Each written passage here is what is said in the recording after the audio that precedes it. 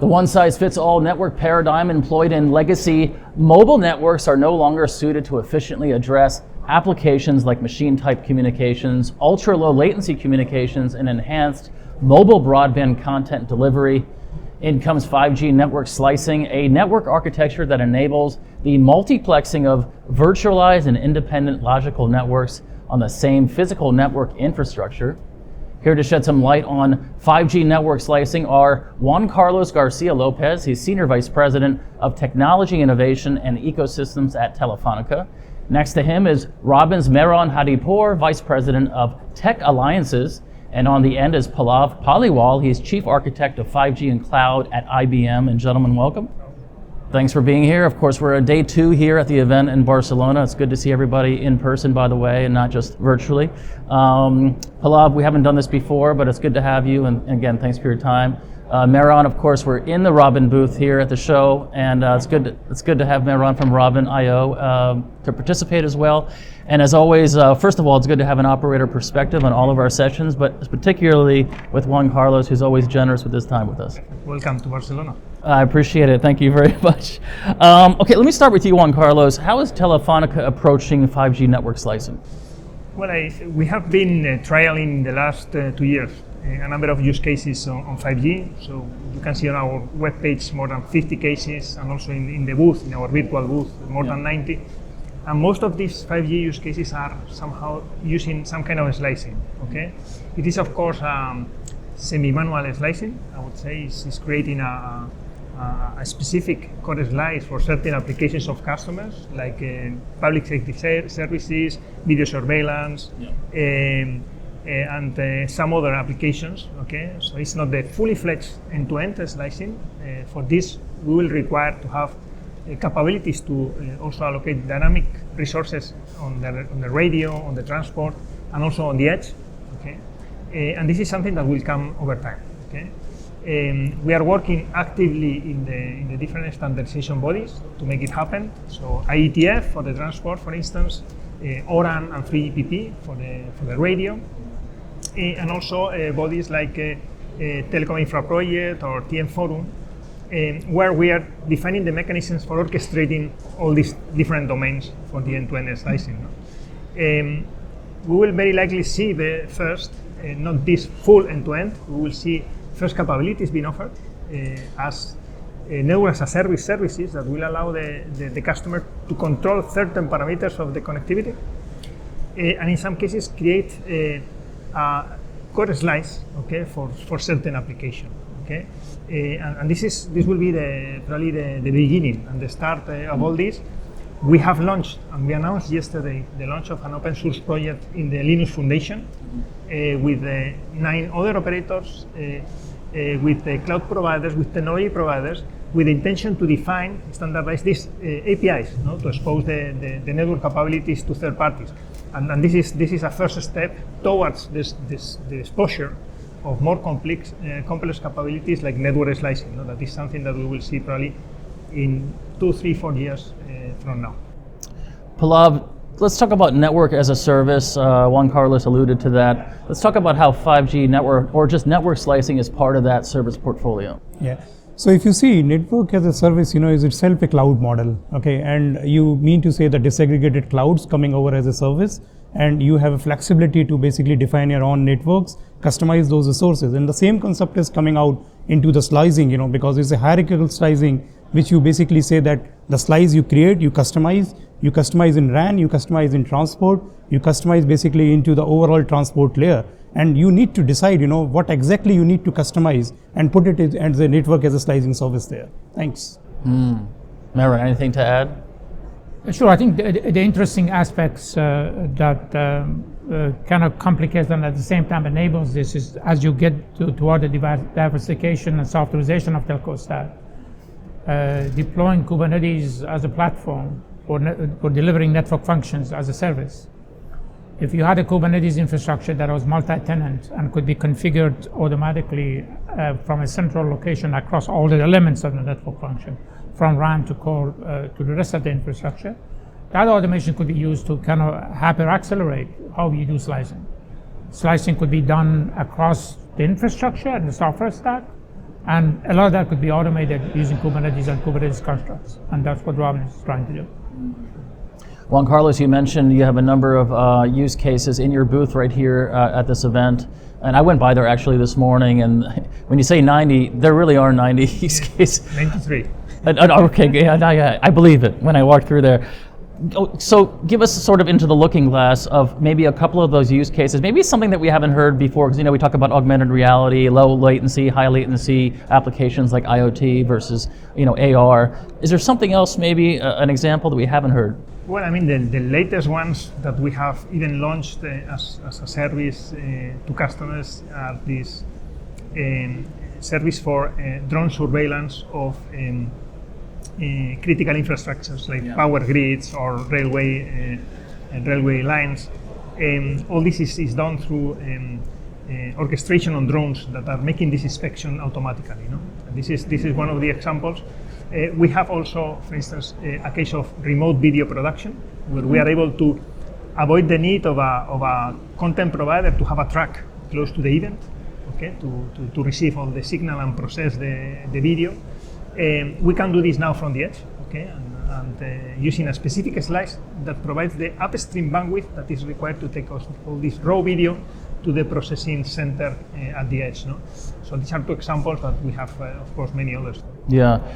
The IBM booth, same, a lot of activity there, again, here at the event. In the network slicing space, can you give us, again, a use case or two where you're or be able to leverage for low latency applications and also high latency applications? So if you see the ultra low latency, ultra reliable communications, there are 3-4 important things, the concerns basically which has to be addressed from the network slicing scenario. You take up example of AR and VR, what exactly you need. The first thing which is basically you need is that how you go to the multi-link connections there, okay, and that comes from the different network functions, whether it's a 5G network core function, or maybe you talk about, how the IP addressal of the broadcasting needs to be done there. And then the second point, which is very important, is how you define actually those latencies, how you define those bandwidths, and who will take basically that orchestration control, who will define those assurance models into the closed loop, is a kind of analytics, and then orchestration taking into place, and then complete planning of the slice mechanism, how you do that.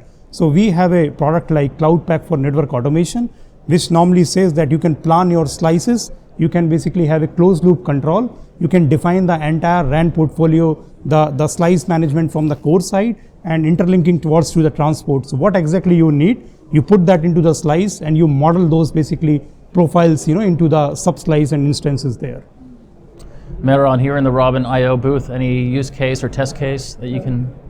Quite a number of use cases that demand network slicing that we see in the market, especially around some of the Industry 4.0 use cases, video analytics, transportation. We have a port project, for example, with one of the operators that trying to deploy automation layers.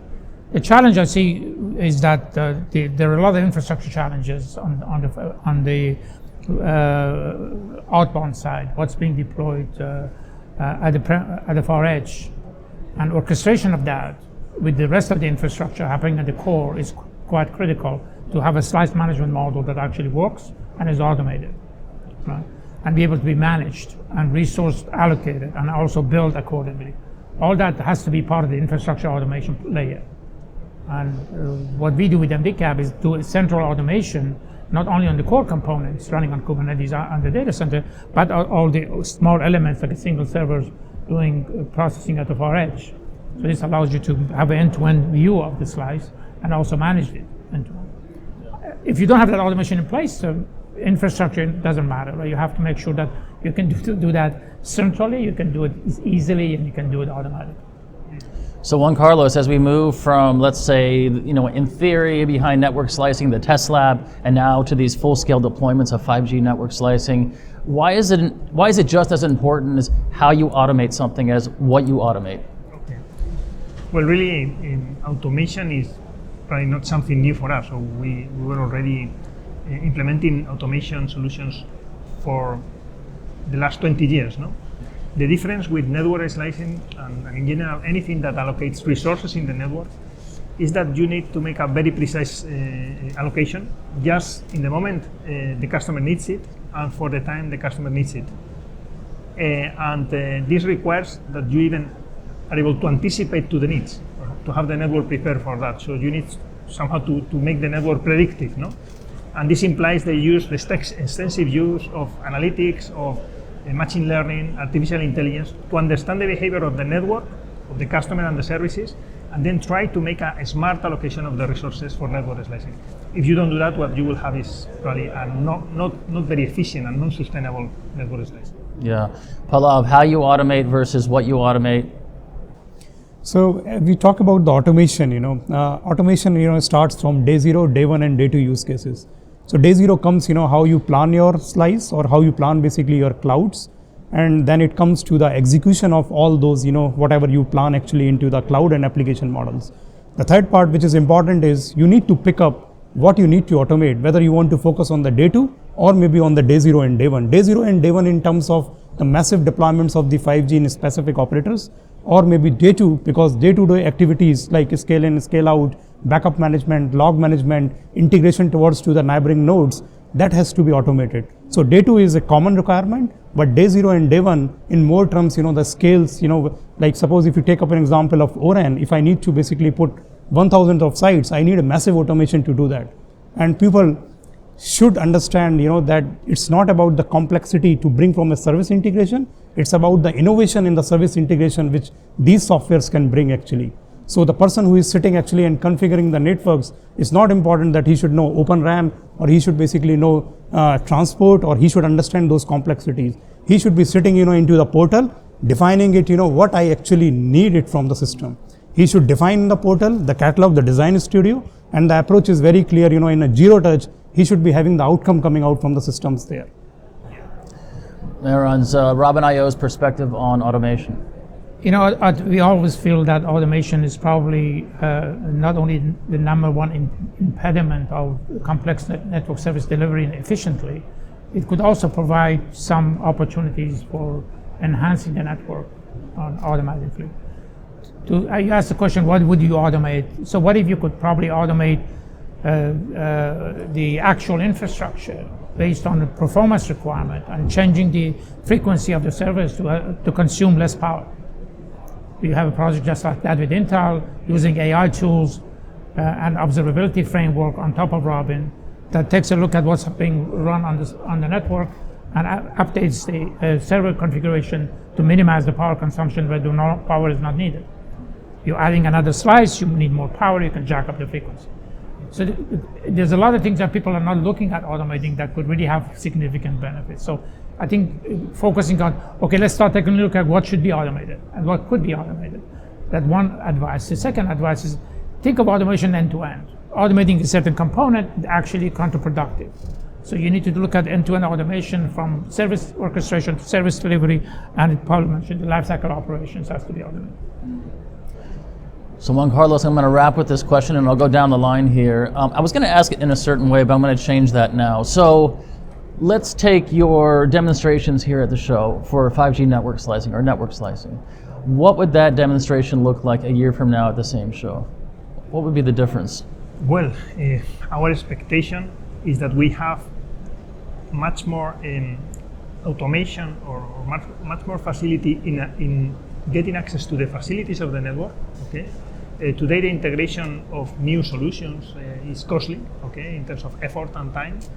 And the expectation is that we create over our networks a layer of service APIs that will allow us to deliver services more rapidly, okay? To make the network capabilities and computing capabilities easier to use, okay, and faster to deploy and operate. And this is going to happen based on the alliance we mentioned, we launched yesterday, as I mentioned you, Camara project, together with the Linux Foundation and the ESMA, so working together to enable this set of capabilities on top of the network to facilitate the service development and the service deployment. Okay, and this is in 1 year from now, as you say, what we will see is that these cases will be much easier for us to deploy, to roll out, and to be developed for both for Telefonica and for third parties. Pallav, same question. 5G network slicing use cases, more deployment, less sort of test lab in theory. Where do you stand on that? So, okay, let me start from there, because the complexity, in the slicing today is, as what, Anonshu mentioned, that it's about the API management part. From the lab, when you talk about the APIs and when you talk about how should your service orchestration or automation engine talk to the different domains. So it's RAN, core, transport, quite complex in nature. Then again, how the API management needs to be handled from top and down. And that APIs needs to be very standardized. And it needs a lot of efforts in the lab, because once you test all those API management, all the standard interfaces will come down into the manner. And it needs to be understood. Once this standardization is being done, the automation is quite easy, and from the lab you can push those things into the production directly there. So Mehran, still some work to do in 5G network slicing. Where do you see that area this time next year? It's a good question. I think slicing is almost the must-have, especially in some of the new model of service delivery, like neutral host, for example, and has to be something that most operators have to deal with, right? In terms, the level of automation is improving daily. There's a lot of things that people are doing to try to improve the orchestration. IBM mentioned the cloud pack piece. We see that the infrastructure level of automation, for example, multi-tenancy Kubernetes distribution that can host multiple network functions independently and logically on the same network. The fact that you can run VNFs and CNF today on the same Kubernetes distribution. The fact that you can create a network function across a common hardware and deliver it to different operators and have usage and consumption reporting. All that stuff is there. What is needed is really practical deployment and experiences and people using those tools to really deliver real networks. And I see that happening as we speak. And I think next year we will have to point to several live examples of where slicing is deployed, how it's being used. It is going to be a fact of how network functions are delivered tomorrow. Yeah. We've heard several sort of buzzwords and keywords. Sorry, did you want to say something? Well, yeah, just to point out, it is true we need to exercise and start working with these orchestration tools, but it's very relevant that we have standard APIs on these platforms. The reason for this is that this way, application developers will invest time, in using them, and even platform providers will also invest time in implementing these tools that are absolutely necessary, as you say, for network slicing. Yeah, that makes a lot of sense. I think one of the things, but one of the things you've tried to do is to do a workflow model and create these workflows for slash creation and slash management and so on that have modular components. Some of these APIs are all not there, and it's going to get time to develop. But you can insert the modules for different network providers or network function providers. So you can have, no matter using somebody else's code tomorrow or somebody else's code right now, different RAN and so on. You don't have to change your workflow. So the workflow stays the same, your automation layer stays the same. Now you have to add more APIs and more integration. You can't just do it all at once, right? You have to do it the same way. And it's important, from the workflow management, we need to understand, the automation engines should be able to understand how the intent of the lifecycle management will follow there. Because there are a lot of workflows, there are a lot of sequential steps, and tomorrow if you want to upgrade your slice or upgrade your application, how that sequential activities are going to be impacted. So that's the intent, and that's the behavioral testing which it needs to be addressed. Because once you deploy a slice, or before the cloud infrastructure is ready, how you will ensure that the platform is up to date to have the application on top of it, or any slice. Those kind of behavioral testings needs to be done. Yeah. And I was going to say just a second ago that there's a few buzzwords going around this event, as they do at previous events. Open RAN would be one, metaverse-ready networks, which we're going to have a session on right after this with Facebook, or Meta, now called Meta. But the third one is 5G network slicing, and certainly something that there's no shortage of conversations around. We'll probably be talking about it far longer than today. So again, good to have the operator perspective as always. Mehran, good to have you. It's your first time you and I are doing this. Love to do it again. And Pallav, thanks for your time.